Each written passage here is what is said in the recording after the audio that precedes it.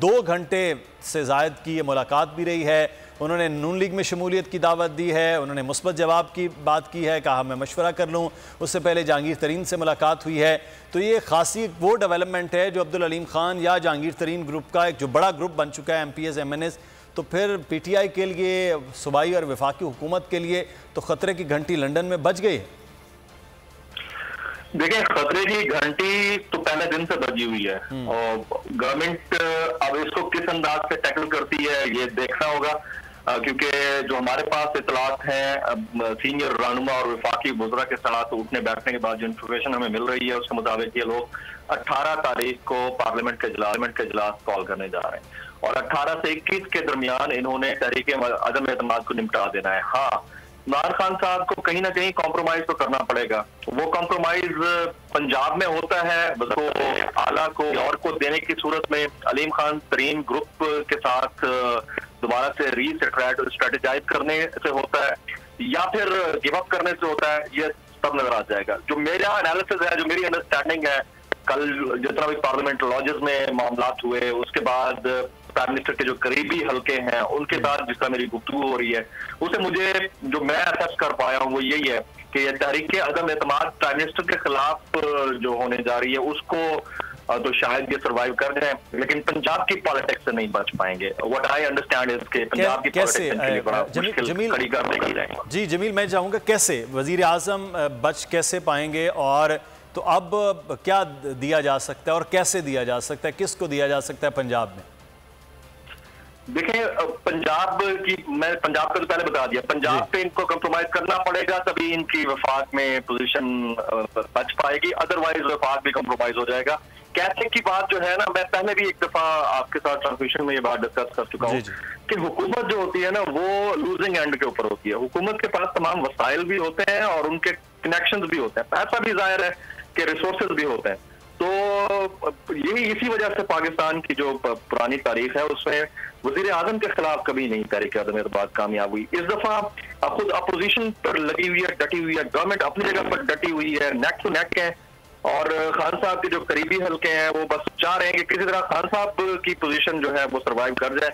बाकी जहां जहां हमें मेक एंड ब्रेक में गिव अप करना पड़ता है तो वहां हम देख लेंगे। तो अब देखते हैं कि आने वाले दिनों में क्या होता है, बट आई थिंक ये मेरा एनालिसिस है कि तहरीक अदम एतमाद जिस तरह कॉन्फिडेंस आपने कल रात शेख रशीद साहब का आपने कॉन्फिडेंस देखा, शेख साहब जो है ना वो बड़ा अंदर की बात रखते हैं। जिस तरह कल ने कहा कि 15 दफा कहा कि नाकाम होगी नाकाम होगी नाकाम होगी, ये लिख के रख ले। अब उसमें ये किसी भी हद तक जाए, किसी को तोड़ना है, जाहिर है कि हॉर्स ट्रेडिंग तो होती है, वो अपोजिशन भी कर रही है, वो पाकिस्तान का सिस्टम है।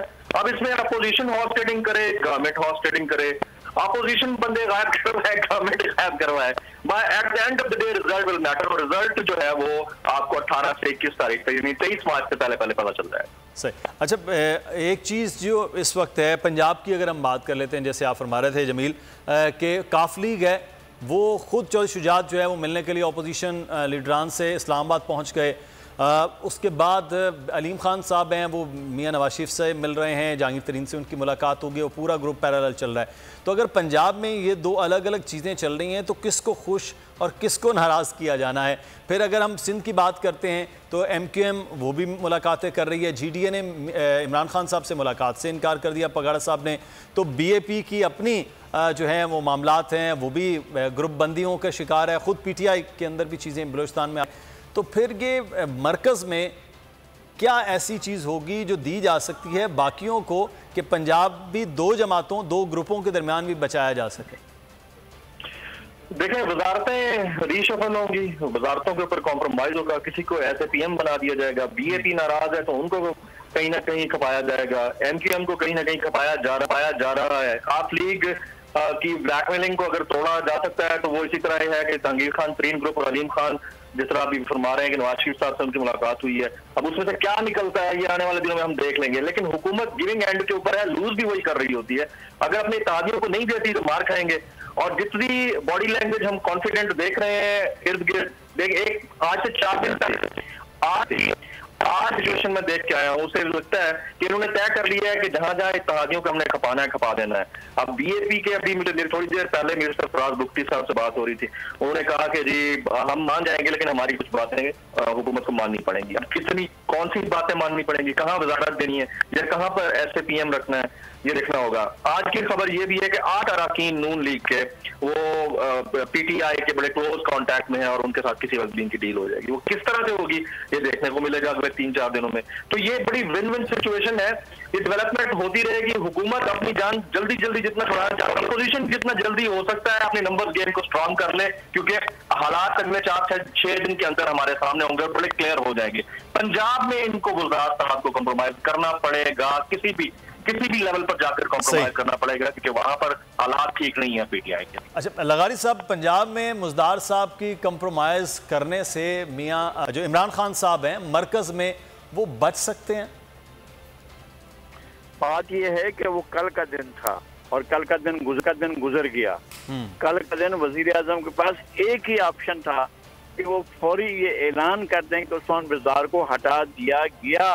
ये ऐलान हो सकता था और उसकी जगह पर हम नए वजीर आला के लिए राब्ते करेंगे, ये एक ऑप्शन हो सकता था। फिर आज जाकर राब्ते करते। अब वो वक्त गुजर गया है, उनको हटाया नहीं गया है, तारीख एतमाद आ चुकी है और जो पंजाब के अंदर ग्रुप्स हैं वो वाजे हो चुके हैं और PM उसको उन्होंने जो है वो जिस तरह से वजीर आज़म ने मनाने के बाद इग्नोर किया है वो सामने है, और जिस तरह से उन्होंने कहा है कि उस्मान बुज़दार बरकरार रहेंगे वो सामने है।